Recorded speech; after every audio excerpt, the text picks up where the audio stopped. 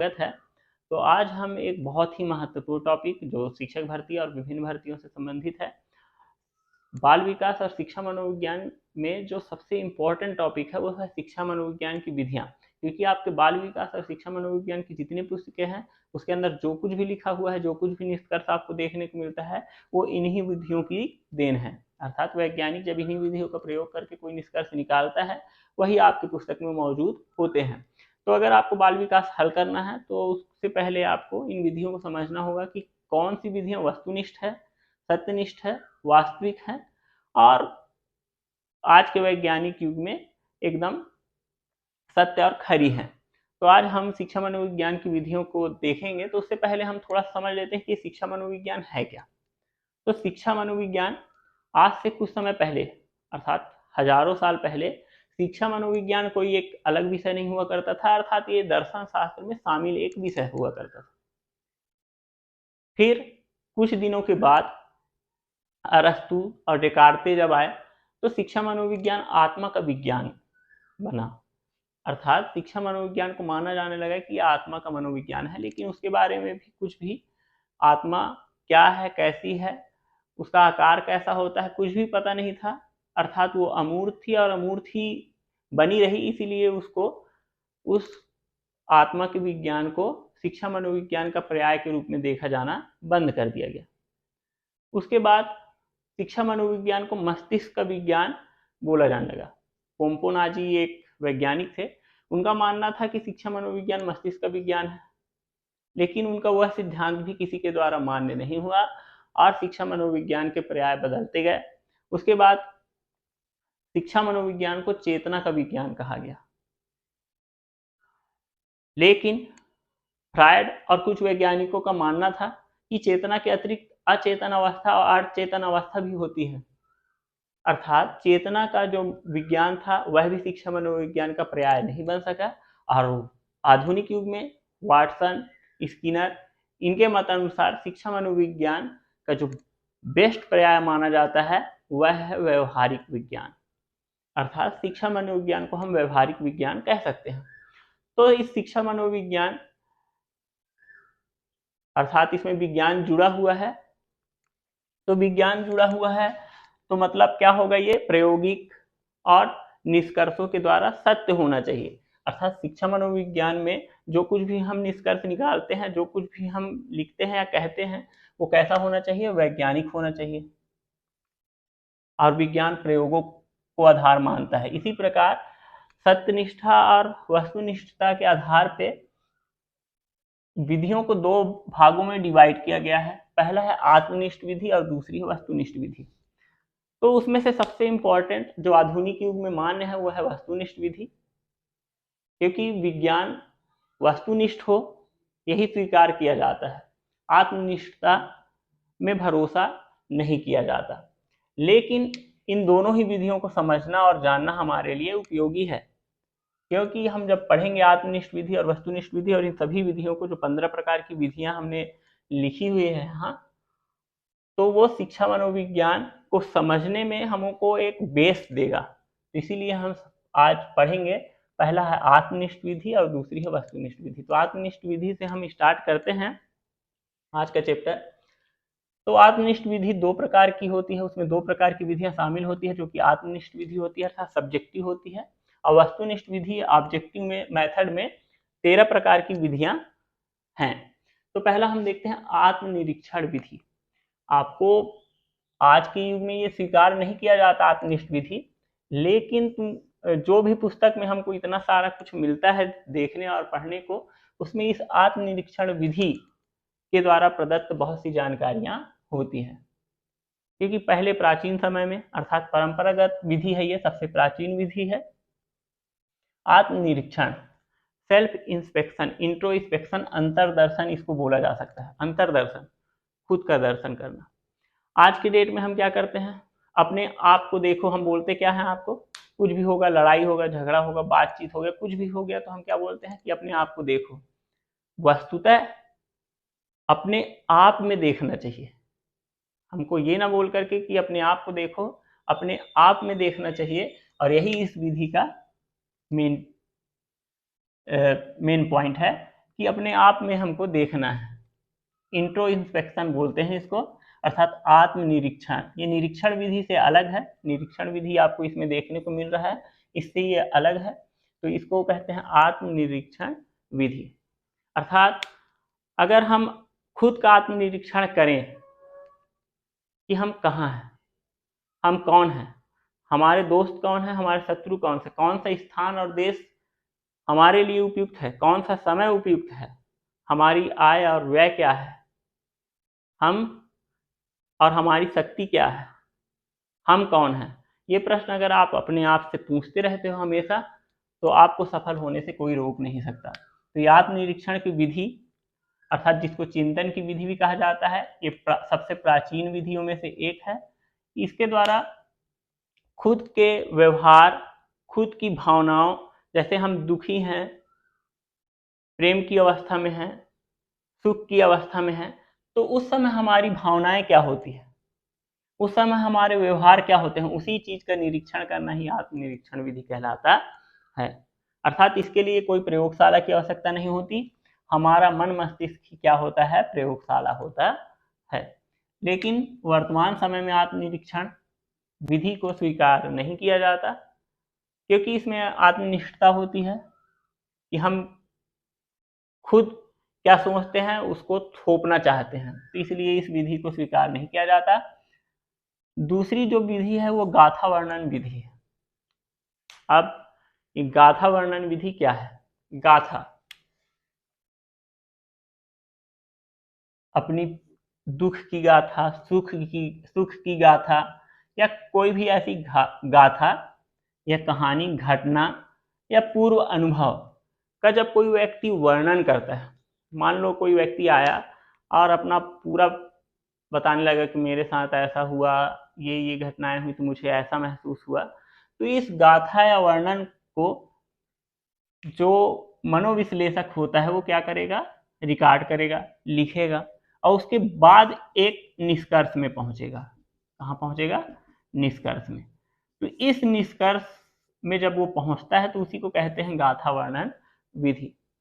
तो इसकी भी सत्यता स्पष्ट नहीं होती, अर्थात इसको पूर्ण रूप से प्रायोगिक नहीं मान सकते, क्योंकि जब कोई व्यक्ति अपने पूर्व अनुभव या पुरानी जानकारी को साझा करता है किसी से, तो वो कुछ चीज़ों को भूल जाता है, और भूल जाने के कारण वो कुछ चीज़ों को अपने से उस समय ऐड कर लेता है, तो उसमें सत्यता नहीं होती। अर्थात इस विधि को भी वर्तमान समय में स्वीकार नहीं किया जाता। लेकिन ये दोनों ही विधियां अब प्रचलित थी और अभी भी इन विधियों का प्रयोग किया जाता है। गाथा वर्णन विधि का जो प्रयोग है अपराधियों के संबंध में काम आते हैं। अब हम जो मेन देखने वाले हैं वो है वस्तुनिष्ठ विधि। तो वस्तुनिष्ठ अर्थात ऑब्जेक्टिव मेथड, और वर्तमान समय में इन्हीं विधियों का प्रयोग किया जाता है शिक्षा मनोविज्ञान में। तो हम सबसे पहले देखते हैं सबसे मोस्ट इम्पॉर्टेंट, वो है प्रयोगात्मक विधि। अर्थात हम जैसा चाहते हैं वैसा ही परिदृश्य या परिस्थिति उत्पन्न करके किसी भी चीज का निरीक्षण करना, किसी भी चीज का अवलोकन करना प्रयोगात्मक विधि कहलाता है। अर्थात हम जैसा चाहते हैं वैसा ही एटमॉस्फेयर, प्रयोगात्मक वातावरण उत्पन्न करते हैं, और जिस चीज का भी हमको अवलोकन या जिसके बारे में हमको जानना होता है, जिसके व्यवहार के बारे में हमको जानना होता है, उसका हम क्या करते हैं, परीक्षण करते हैं, उसको कहते हैं प्रयोगात्मक विधि। तो प्रयोगात्मक विधि वर्तमान समय में बहुत प्रचलित है। बंदर से लेकर के चूहों, मनुष्य, यहाँ तक कि मतलब जो जंतु हैं उन पर भी ये प्रयोग किया जाता है, और जो इंसान है उन पे तो ये प्रयोग किया ही जाता है कि किस घटना में, किस तरह की परिस्थिति में व्यक्ति या लोग किस प्रकार का व्यवहार प्रदर्शित करते हैं।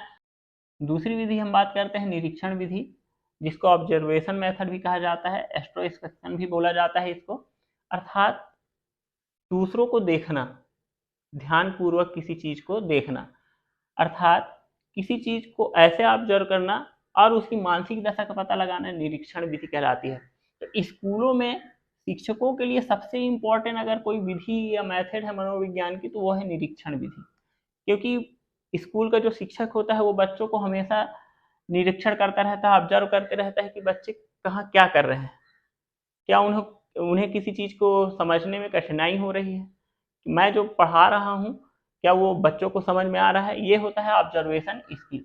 तो ये एक गुण होना चाहिए शिक्षक में, जो कि मोस्ट इम्पॉर्टेंट है कि निरीक्षण कैसे करना है, कैसे ऑब्जर्व करना है बच्चों को, वो समझना जरूरी है। तो ये दूसरों को देखने की विधि है, निरीक्षण विधि। इसका उपयोग वर्तमान समय में सबसे सर्वाधिक किया जाता है।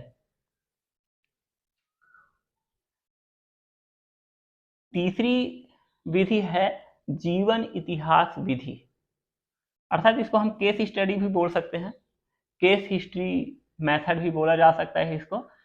मान लो कोई व्यक्ति बहुत विशिष्ट गुण वाला निकल गया, कोई समस्यात्मक बालक निकल गया, तो उसके अंदर ये परिवर्तन कैसे आए, उसके पूरे जीवन इतिहास को खंगालना ही क्या कहलाता है, जीवन इतिहास विधि कहलाता है। जैसे महात्मा गांधी ने मान लो बहुत अच्छा काम कर लिया, वो कैसे सत्य पे अडिग रहे, तो उनके पूरे शुरू से लेकर के लास्ट तक जीवन इतिहास को खंगाला गया और फिर निष्कर्ष निकाला गया कि ये घटनाएं हुई जिसका प्रभाव उनके जीवन में दिखाई देता है। तो ये है जीवन इतिहास विधि, इसका प्रयोग भी किया जाता है। तो खास करके समस्यात्मक बालक और उनमें समस्याएं कैसे पैदा होती है उसको लेकर के। फिर आता है उपचारात्मक, लेकिन जीवन इतिहास विधि क्या है, थोड़ा लंबा और ज़्यादा टाइम लेने वाला मेथड है। फिर आता है उपचारात्मक विधि। अभी आप लोगों ने स्कूलों के लिए सुना होगा कि उपचारात्मक शिक्षण, और यह जो मेथड है वो स्कूलों में ऐसे बालकों के उपचार हेतु जिनको जटिलता महसूस होती है पाठ्यक्रम में या फिर स्कूल के साथ सामंजस्य बैठाने में, तो उपचारात्मक विधि के अंतर्गत हम बोल सकते हैं कि मानव व्यवहार और मानव को जिन भी चीज़ों के लिए कठिनाई महसूस होती है, जटिलता महसूस होती है, तो उनके उपचार के लिए क्या किया जाना चाहिए उसको कहते हैं उपचारात्मक विधि। फिर आता है विकासात्मक विधि, डेवलपमेंट मेथड। ये बहुत ही लॉन्ग टर्म मेथड है, अर्थात किसी व्यक्ति विशेष को लेकर के उसके शैशवावस्था अर्थात बचपन से लेकर के प्रौढ़ावस्था तक उसके हर एक चीज बारीकी का ध्यान पूर्वक अध्ययन करना और किसी निष्कर्ष पे पहुंचना विकासात्मक विधि कहलाता है। तो वर्तमान समय में इसका उपयोग बहुत ही कम किया जाता है क्योंकि यह बहुत लंबे समय तक चलती है। फिर छठवीं चीज है मनोविश्लेषण विधि। तो मनोविश्लेषण विधि के जो फादर हैं वो हैं फ्रायड, और क्योंकि वो एक डॉक्टर थे और वो अपने रोगी का इलाज मनोविश्लेषण विधि के द्वारा करते थे, अर्थात साइकोमेट्रिक तरीके से। तो रोगी को उनके पास रहना होता था और एक रोगी बीच में वो अपने डॉक्टर को नहीं छोड़ सकता। यही मनोविश्लेषण विधि क्या थी, प्रमुख बात थी, अर्थात उस रोगी को कंटिन्यू अपने डॉक्टर के संपर्क में होना होता था और वह कौन सी अवस्था में कैसा व्यवहार करता है और कौन से व्यवहार के द्वारा उसके व्यवहार में परिवर्तन आता है, इन सभी चीज़ों को देखकर समझ करके मनोविश्लेषक किसी निष्कर्ष में पहुंचता था कि कौन से व्यवहार के लिए कौन सा कारण या उद्दीपक जिम्मेदार है। तो ये मनोविश्लेषण विधि है, इसका प्रयोग भी बहुत कम किया जाता है। तुलनात्मक विधि, ये भी मोस्ट इम्पॉर्टेंट है क्योंकि वर्तमान समय में तुलनात्मक विधि का प्रयोग सर्वाधिक किया जाता है। जैसे किसी दो कक्षा या दो एटमॉस्फेयर, किसी दो सामाजिक वातावरण से आए दो बालक, उनमें क्या अंतर है, क्या विविधता है। कोई दो राज्य क्षेत्र के बालक अगर एक साथ पढ़ रहे हैं तो उनके साथ कौन कौन सी समस्याएं हैं, कौन कौन से सकारात्मक पक्ष सामने आ रहे हैं, तो उसका हम तुलनात्मक अध्ययन करते हैं। तो तुलनात्मक विधि बहुत ही इम्पॉर्टेंट है। फिर आता है सांख्यिकी विधि। वर्तमान में सर्वाधिक उपयोग अगर किसी चीज का हो रहा है प्रयोगात्मक विधि के बाद तो वो है सांख्यिकी विधि का। सांख्यिकी मतलब जिसमें आंकड़ाएं और डाटा का उपयोग किया जाता हो। अभी फिलहाल आपने देखा होगा कि घर घर सर्वे हुआ है, तो वो संख्या ही इकट्ठा कर रहे हैं और उन संख्याओं के आधार पर किसी निष्कर्ष पे पहुंचा जाता है कि अमुक क्षेत्र में इस चीज की कमी है या इस चीज की अधिकता है या इस चीज की आवश्यकता महसूस हो रही है। तो ये सांख्यिकी विधि स्कूलों के लिए भी जो रिजल्ट और मार्कशीट हम तैयार करते हैं उसके आधार पर ये अंदाजा लगा लिया जाता है। असर का जो सर्वे होता है उससे भी ये पता चलता है कि कहाँ किस चीज की आवश्यकता है। तो ये सांख्यिकी विधि बड़े विस्तृत क्षेत्र के लिए उपयोग में आती है।